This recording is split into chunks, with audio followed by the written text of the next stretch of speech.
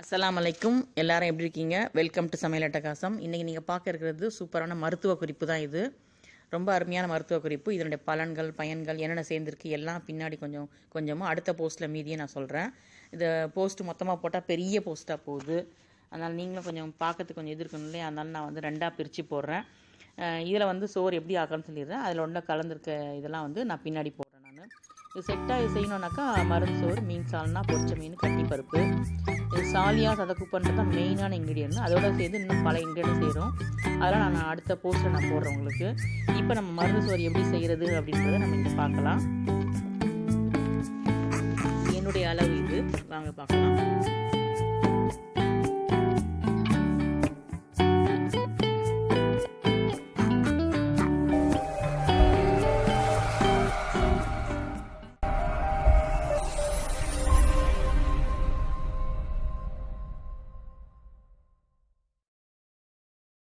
மருந்து சோறுக்கு தேவையான பொருட்கள் இதுதான். கண்டிப்பாக மருந்து பொடி இருக்கணும். நான் மேலப்பாளையம் போயிருந்தேன் இல்லையா, அப்போ அங்கே தான் கிடைக்கும். பட் சென்னையில் எங்கே கிடைக்குதுன்னு நான் உங்களுக்கு கீழே கேட்டு நான் உங்களுக்கு டிஸ்கிரிப்ஷன் பாக்ஸில் அட்ரஸ் தரேன். இந்த மருந்து பொடி கண்டிப்பாக வேணும். என்னுடைய பயன்கள், இது என்னென்ன சேர்க்குறாங்க எல்லாம் நான் தனி போஸ்ட்டாக உங்களுக்கு போடுறேன். உங்களுக்கு இல்லை இதிலே எனக்கு முடிஞ்சால் நினச்சிட்றேன். மெயினாக அரிசி 1 டம்ளர் எடுத்துருக்கேன். அதாவது 200 கிராம் எடுத்திருக்கேன். 1 டம்ளர் தான் எடுத்திருக்கேன், ஒரு அழாக்கு. இது ஒரு வெங்காயம், அதுக்கேற்ற மாதிரி ஒரு 4 பல்லு பூண்டை கொஞ்சம் நாலாக கீறி வச்சுருக்கேன். ஒரு பச்சை மிளகா, உளுந்தும் வெந்தயமும் 1 டீஸ்பூன் உளுந்தும் வெந்தயம் 1/4 டீஸ்பூனும் ஊற வச்சுருக்கேன். பட்டை, லவங்கம், ஏலக்காய் ஒன்று வச்சுருக்கேன். ஏன்னா கொஞ்சமாக இருக்கிறதுனால 1.25 டீஸ்பூனுக்குள்ளே நல்லா இல்லை, ஒரு டீஸ்பூன் குவியெல்லாம் ஒரு இஞ்சி பூண்டு பேஸ்ட் எடுத்துக்கோங்க. முட்டை கண்டிப்பாக வேணும். இது மொத்தம் 1 படி 2 படி சோறுக்கு 2 முட்டை 3 முட்டை போட்டு கலக்கி ஊற்றுவாங்க. இது கலக்கிட்டு ஒரு பாதியோ இல்லை முக்கால்வாசியோ போட்டுக்கலாம். மருந்து பொடி, அதுக்கப்புறம் மஞ்சள் பொடி வேணும். வெல்லம், கண்டிப்பாக வெல்லம் சேர்க்கணும். இந்த மருந்து சேர்க்கறதுனால வெல்லம் சேர்க்கணும். நல்லெண்ணெய் தான் மெயின். இதுக்கு நல்லெண்ணெய் தாளிக்கணும். தேங்காய் பால் நான் எடுத்து வச்சுருக்கேன். ஒரு முறியில் 1/2 முறி அளவுக்கு தேங்காய் பால் நான் எடுத்து வச்சுருக்கேன். கட்டியாகவும் கொஞ்சம் தண்ணியாகவும் சேர்த்து, தனியாக வரல தனியாக வச்சுருக்கேன். அது மருந்து பொடி கலக்கிறதுக்கு. இதுதான் தேவையான பொருட்கள். நல்லெண்ணெய், வெங்காயம், பச்சை மிளகா, பூண்டு, உளுந்து, இஞ்சி பூண்டு பேஸ்ட்டு, வெல்லம், கருப்பட்டி வெல்லம், மருந்து பொடி, அரிசி, தேங்காய் பால். இது இன்னும் கொத்தமல்லி புதினா வைக்கணும். அது நான் அப்புறமா காமிக்கிறேன். நான் அடுப்பு ஆன் பண்ணிக்கலாம். நல்லெண்ணெய் ஒரு 3 டேபிள் ஸ்பூன் அளவு ஊற்றுறேன் நான். சூடு வந்ததும் பட்டை, லவங்கம், ஏலக்காய் போட்டுடலாம், பொரிய விடலாம். ஆயில் வெங்காயம் போட்டுடலாம். வெங்காயம் போட்டு வதக்குவோம்.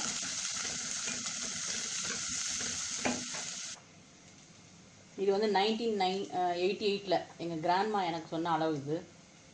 அவங்க அம்மா அவங்களுக்கு சொன்னது, எங்கள் கிராண்ட்மா எனக்கு சொன்ன அளவுகள் இதெல்லாம். இதை வச்சு நான் கால்குலேட் பண்ணி கொஞ்சமாக நிறையவோ பார்த்து எனக்கு தகுந்த மாதிரி டேஸ்ட்டுக்கு ஏற்ற மாதிரி மாற்றி போட்டுப்பேன். புழுங்கலரிசி தான் யூஸ் பண்ணுவோம். நான் பச்சரிசி யூஸ் பண்ணியிருக்கேன். எப்படி செய்யுதுன்ட்டு நம்ம தொடர்ந்து தேக்கலாம். இஞ்சி பூண்டு பேஸ்ட்டு போட்டுடலாம்.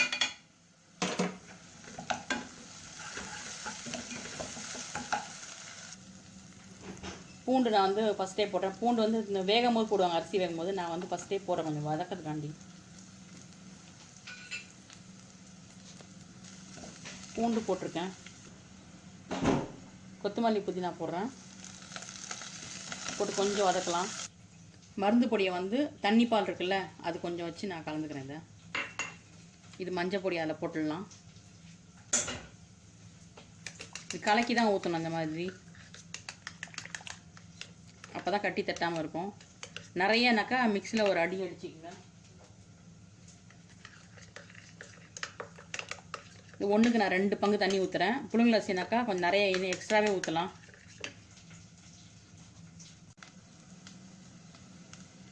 இந்த மருந்து பொடியை ஃபஸ்ட்டு ஊற்றிடுறேன் நான். இதிலே கலக்கி எல்லாத்தையும் ஊற்றிடலாம். கொஞ்சம் ஒரு நிமிஷம் அப்படி இதாகட்டும். இந்த எண்ணெயில் வதங்கட்டும்.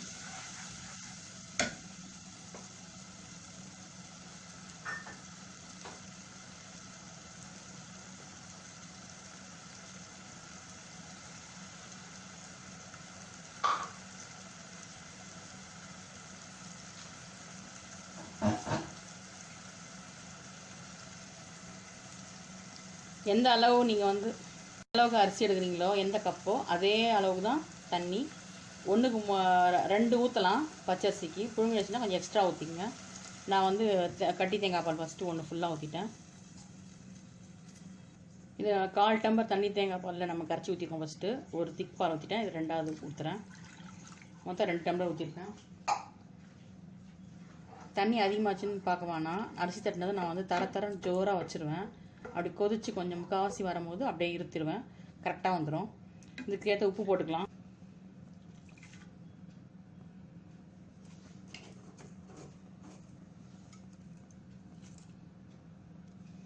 வெல்லம் போட்டுறேன், அதிலே கரையட்டும். மருந்து வாசனை கமகமாக நடிக்குது. உளுந்து வெந்தயம் ஒன்றா கலந்துட்டேன். ஆனால் வந்து உளுந்து வந்து முழு உளுந்து ஊற வச்சு வேக வச்சு போடுவாங்க. நான் வந்து ஊற வச்சுட்டு அரிசியிலே கலந்துடுவேன், வேக வச்சுருவேன். நான் வந்து சம்டைம்ஸ் கருப்பு உளுந்தும் போடுவேன். கருப்பு உளுந்து நல்லா ஊற வச்சு அதையும் போடுவேன். நான் நல்லாயிருக்கும். கொதிக்க ஆரம்பிக்குது. நம்ம அரிசியை தட்டிடலாம்.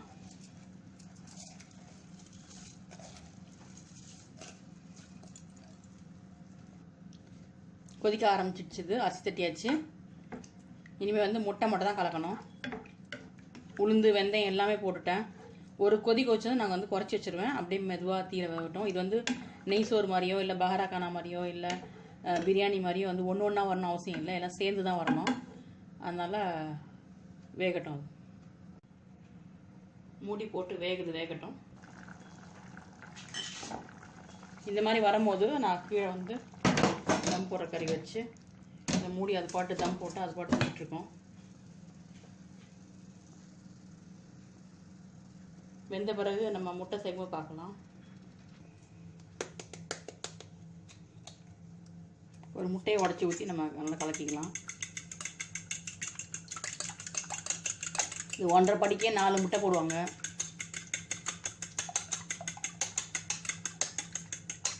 அரை படிக்கே வந்து 2 போடலாம். அதாவது அதுக்கு அந்த ரைஸ்க்கு ஏற்ற மாதிரி.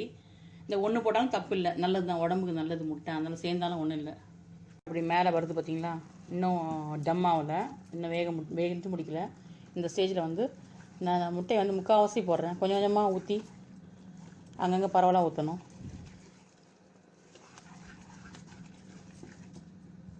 அது சோறும் கொஞ்சம் அந்த முட்டையும் திரியாக நிற்கும். அந்த இதில் சால்நாள் நிற்கும் தெரியுமா? அந்த மாதிரி நிற்கும் இது பார்க்கறதுக்கு. இந்த மாதிரி போட்டுட்டு முடி தம் போட்டுற வேண்டியது. 1 போடாமல் தப்பு இல்லை, 1 போடலாம், ஒன்றும் பிரச்சனை இல்லை. நல்லா வெந்துடுச்சு. இங்கே பாருங்க, முட்டை வந்து திரியாக அப்படி நிற்கும். அந்த மாதிரி அப்படியே பஞ்சுமே வந்துச்சு பாருங்க. அப்படியே இதெல்லாம் இருக்கு பாருங்க. நல்லெண்ணெயில் தான் தாளிக்கணும் பாருங்க. இது சும்மாவே சாப்பிட்லாம், ரொம்ப நல்லாயிருக்கும். சில பேர் மருந்து நிறைய போடுவாங்க, அது கசக்கும். அதே மாதிரி வெல்லமும் நிறைய போடுவாங்க, அது ரொம்ப இனிச்ச மாதிரி இருக்கும். சால்னா ஊற்றி திங்க முடியாது. மீடியமாக போட்டால் தான் சால்னா ஊற்றி மீன் சால்னா ஊற்றி திங்க முடியும். சரியான இது வந்து மீன் தான் ரொம்ப நல்லாயிருக்கும். இதுக்கு சூப்பராக இருக்கும். வாய் சரியாயிடுச்சுது. பூண்டு வந்து நான் முதல்ல வதக்கி போகிறதுக்கு காரணம் வந்து அது ஒரு நல்ல ஒரு முந்திரி பருப்பு மாதிரி தெரியும் பார்க்கறதுக்கு. அதனால தான் சர்வ் பண்ண வேண்டியது தான். மருந்து சோறு, மீன், கட்டிப்பருப்பு, மீன் சால்னா, கட்டிப்பருப்பு ஃப்ரை, ஒரு ஸ்வீட்டு. இதுதான் என்னுடைய காம்பினேஷன். ரொம்ப சூப்பராக அருமையாக இருக்கும். வயிற்றுக்கு ரொம்ப நல்லது. கர்ப்பப்பைக்கு வந்து வளம் நல்லா, அதாவது கர்ப்பப்பையில் உள்ள புண்ணெல்லாம் நல்லா எடுத்துரும். இது இன்னும் நிறைய பலன்கள் இருக்குது. நான் வந்து அடுத்த போஸ்ட்டில் வந்து நான் மருந்து பொடியுடைய எக்ஸ்பென்ஷன் டீட்டெயில் கொடுத்துட்டு நான் அதை சொல்கிறேன் நான். ஏன்னா இதில் ஃபுல்லாக பெரிய போஸ்ட்டாக போகுது. மீன் சால்னா பதிவு வந்து நான் ஒரு போஸ்ட்டுக்கு முன்னாடி போட்டிருந்தேன், உங்களுக்கு தெரியும், பார்த்துருப்பீங்க. அது லிங்க்கு கீழே கொடுக்குறேன். எல்லாம் மொத்தமாக நீங்கள் பார்த்தா தான் உங்களுக்கு புரியும். இதுக்கு கீழே மீன் சால்னாவும் அந்த மீன் ஃப்ரை பண்ணதும் பருப்பு உடைய லிங்க்கை நான் கொடுக்குறேன் இங்கே. அதுக்கடுத்த போஸ்ட்டில் வந்து இது எல்லா லிங்க்கும் கொடுத்து நான் உங்களுக்கு மருந்து பொடியுடைய எக்ஸ்பென்ஷனாக நாங்கள் கொடுக்குறேன். உங்களுக்கு ஈஸியாக இருக்கும். இதுதான் செட்டு. இது பார்க்கவே அருமையாக இருக்கும். இது சட்னி வச்சு சாப்பிட்டாலும் ரொம்ப சூப்பராக இருக்கும். அளவுகளும் இங்கேயும் கொடுத்துருக்கேன், நான் வந்து பின்னாடியும் கொடுக்குறேன். கர்ப்பப்பைக்கு வந்து ரொம்ப நல்லது. கரு கலைஞ்சவங்களுக்கு கூட அது சாப்பிட்டாக்கா உள்ளே உள்ள புண்ணெல்லாம் ஆற்றிடும். அது அந்த அளவுக்கு வந்து வலிமை உண்டு இதில். நெக்ஸ்ட் போஸ்ட்டில் நான் வந்து விரிவாக நான் சொல்கிறேன் அதை பற்றி. உங்களுக்கு பிடிச்சிருந்தா லைக் பண்ணி கமெண்ட் பண்ணி ஷேர் பண்ணுங்கள். மருத்துவ குறிப்பு இது எங்கள் கிராண்ட்மா, இது இவங்க சொல்லி கொடுத்து தான் எனக்கு ரொம்ப யூஸ்ஃபுல்லாக இருந்துச்சு. ரொம்ப பிடிக்கும். கிராண்ட்மா ரொம்ப பிடிக்கும் எனக்கு. ரொம்ப ஃப்ரெண்டு மாதிரி அவங்க. நிறைய குறிப்புகள் பழைய பாரம்பரிய குறிப்புகள் நிறைய சொல்லி கொடுத்தாங்க. அதில் ஒன்று ஒன்றா நான் போடுறேன் உங்களுக்கு இங்கே. தேங்க்ஸ் ஃபார் வாட்சிங். நெக்ஸ்ட் குறிப்பு சந்தி.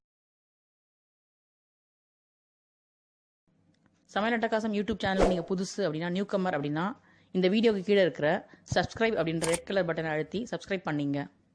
அப்படியே மறக்காமல் பக்கத்தில் இருக்கிற பெல் ஐக்கானு கிளிக் பண்ணிங்க. அப்போ தான் நான் போடுற அப்டேட்ஸ்லாம் நோட்டிஃபிகேஷனில் உங்களுக்கு வரும். நெக்ஸ்ட்டு கீழே லைக் பட்டன் இருக்குது. பிடிச்சிருந்தா லைக் பண்ணுங்கள். ரொம்ப பிடிச்சிருந்தா பக்கத்துலேயே ஷேர் பட்டன் இருக்குது. ஷேர் பட்டன் அழுத்தி உங்கள் ஃப்ரெண்ட்ஸ்க்கு ஷேர் பண்ணுங்கள்.